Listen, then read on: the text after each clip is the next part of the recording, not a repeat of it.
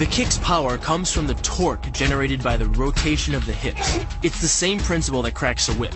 Turning the hips just a few degrees forces the foot to travel a much greater distance and creates a lot of speed as it does. The longer the leg and quicker the rotation, the faster the kick.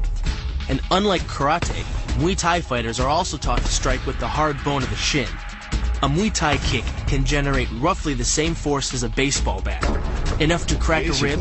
It works like a point of a knife. All the force is magnified by being concentrated in a small, hard area. Even if the elbow doesn't deliver a knockout, it will almost always leave a nasty cut, and often getting in close neutralizes the opponent's weapon advantage. Then, in the clinch, we bring the power of the knee to bear.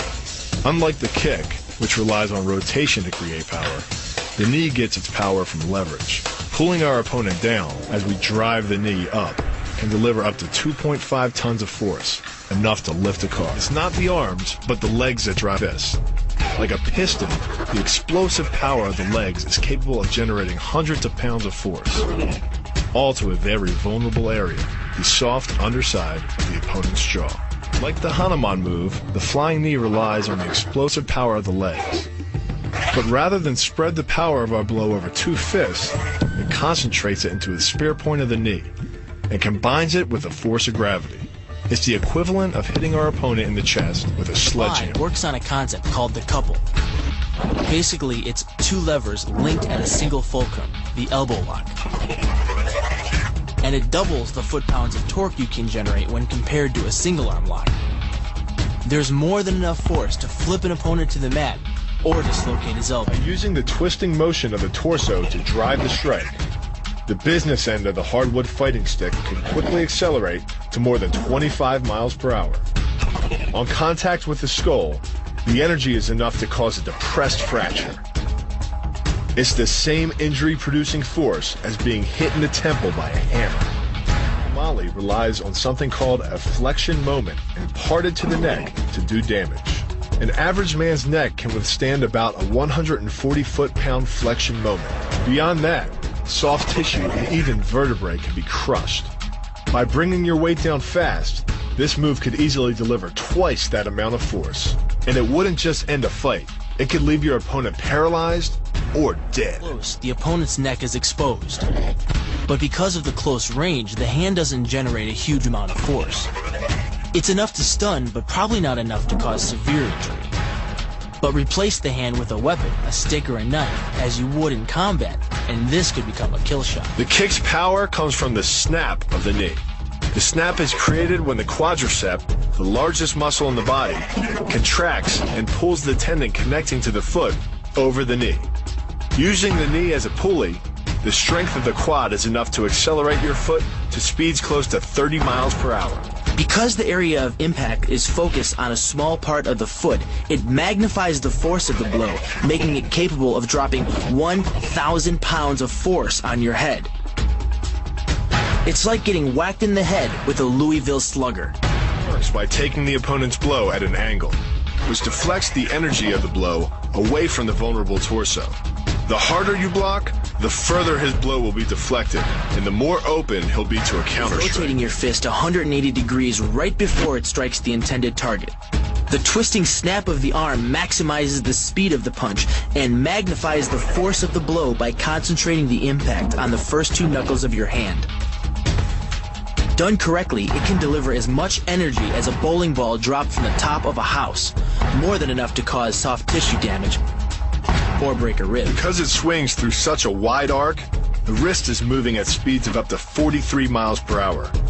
And since the radius doesn't deflect or compress nearly as much as a fist, it can deliver a staggering blow, like being hit with an axe handle. This roundhouse kick is designed for maximum impact. With the powerful muscles of the thigh yanking the tendon over the knee, the foot accelerates from 0 to 21 miles per hour in just 1/3 of a second. Combine that with the reinforced shoe, and this kick can drive the nose bone back up into the brain. It's aimed at the largest gland in the human body, the liver. A direct hit won't just bring an opponent down. It can rupture the gland, causing severe internal bleeding.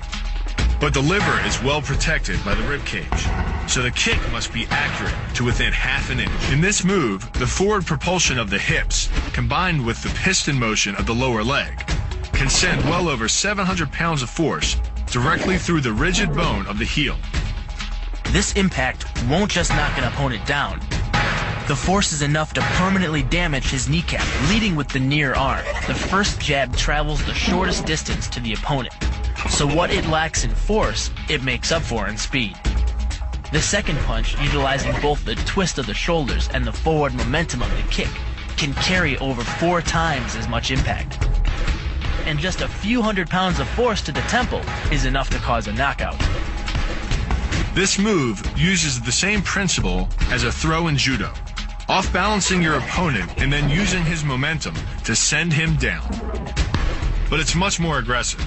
The sweep here is actually a strike to one of the most sensitive areas of the body, the Achilles tendon. The Achilles tendon.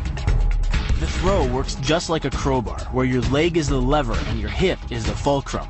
The trick is positioning your body in just the right place. If you're just an inch off the placement of your thigh and hip, the amount of energy needed to throw an opponent can more than double. But performed correctly, Uchimata requires almost no energy, yet it can deliver up to 5,000 pounds of force.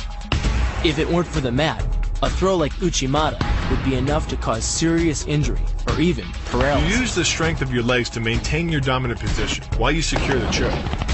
Just a few pounds of pressure on the collar of his gi is enough to reduce the blood flow to the brain to a trickle and end the match. Hold this move for 10 seconds and the fighter will black out. Hold it just a bit longer and he's dead. By bending the elbow across the fulcrum of your hips, you're subjecting the weak joint to the leverage of 2 strong forces: the pull of your thighs on his shoulder and your hands on his wrists. As little as 1,000 pounds of force can be enough to destroy the elbow. The leverage of the armbar can supply much more than that. The sacrifice throw is a simple lesson in conservation of energy. The stronger the opponent attacks, the further he gets thrown. It works like a catapult, where your opponent's momentum supplies the counterweight. The faster he's going, the further he's going to fly, and the harder he's going to land. That land with the side, ball, or top of the foot. The gastrizin uses the heel to deliver the blow. This alignment of the heel, ankle, lower leg complex channels some 2,000 pounds of force into the opponent. More than enough to break a baseball bat.